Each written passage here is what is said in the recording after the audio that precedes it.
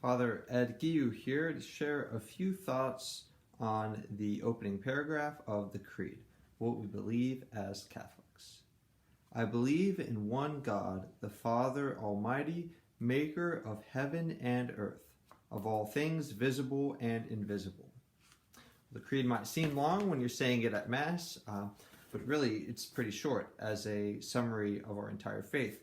So all of it is packed with meaning. Every word matters. Right off the bat, I believe in one God. Well, goes without saying, but that strict absolute monotheism, right? That we believe in one God, that there is no other.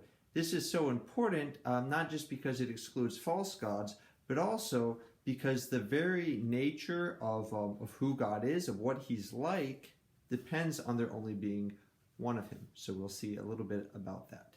That next line, calling God the Father, right? That's revealed in the Scriptures, this beautiful language in the Scriptures that speaks of God as a Father, but it's really quite radical. It's not as widespread as we might think in other religions, using this human concept of a human Father, right, to speak about God. So we use it because it's in the Scriptures, it's revealed by God, and yet it is an analogy, right? We know that God is infinite, infinitely perfect, infinitely good. And so everything that is within our grasp humanly is limited, and it's not able to express perfectly who God really is.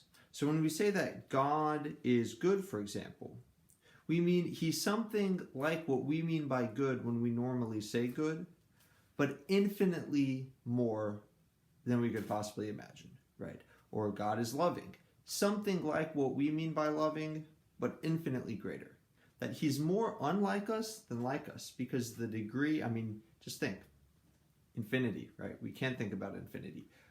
The degree of his excellence in every way is so far beyond us. So something like Father, it's the same idea. The human concept of Father gives us a little bit of an idea of how we can think about God, talk about God, address God as our loving Father, but still there's a huge chasm, right, that we never can pin down or wrap our minds around what God is like. Right? The next bit, maker of heaven and earth. That God is the creator of everything. This, again, is a big deal. If you look at ancient theories of creation in religions and philosophies throughout the world, there's two predominant themes. One version is that stuff already existed, right? There was matter, a lot of stuff, right? And that some kind of powerful guy, sort of like a god, put it together, right? There's a lot of stuff laying around. God organizes it and turns it into what we know, right? The world we know. Well, that's not what we believe about God. God made everything out of nothing. Creation ex nihilo in Latin, out of nothing. Okay, that's one theory. The other one is that we see in a lot of pagan religions that there are many gods. And so again, there was sort of already a world that existed, but then all these different pagan gods fought it out, and eventually it led to the world we know now. Again, that's completely excluded by this statement that God is the maker of heaven and earth. That absolutely everything that exists was created by him. Now, if God is truly perfect, if we really mean that he is infinitely good and infinitely perfect, right? Then the world he creates does not add to his goodness, because you can't add to infinite perfection. And so there's a astounding truth that God plus the world is not more good or better than God by himself. What that brings out, and why it's important, is the absolute free gift of creation.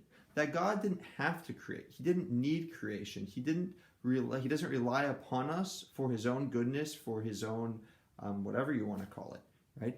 But rather it's a free gift, a free expression, an overflowing of his goodness, of his love, that he chooses to give existence to the world, to give life to all of us. So that's pretty special, and again, kind of a uniquely Judeo-Christian outlook. That God is not just the best and biggest thing in the world. He's radically outside of it, and the entire world, all of it, comes from him.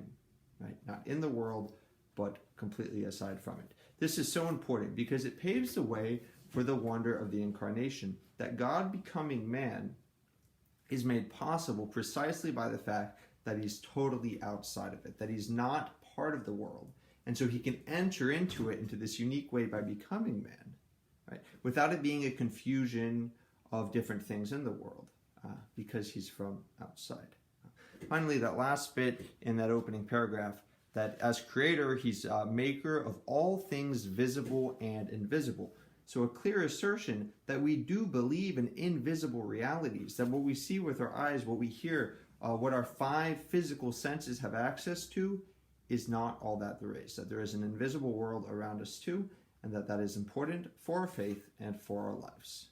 God bless you. Remember, apple a day keeps doctors away.